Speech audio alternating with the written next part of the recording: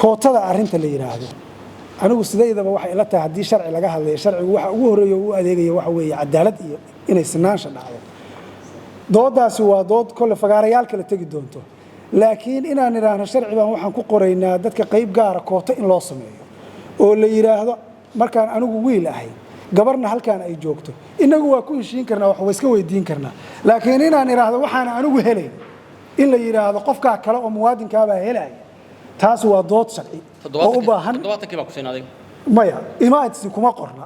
meel ay ku qoran tahay ma jirto marka hadii sharci la dhigayo sharcigu waxa la rabaa qof walba inuu siman yahay oo aan anigu arkinin wax gaar ah oo qofka loo sameeyay waxa ila tahay arinta ah in lagu dhiirigeliyo inay matalaada ka mid noqdaan oo leadershipka iyo hoggaanka dalka ay soo galaan dadka kootada loo sameeyo laguma xallin karo in qolo kale sinaanshaheedii meesha laga saaro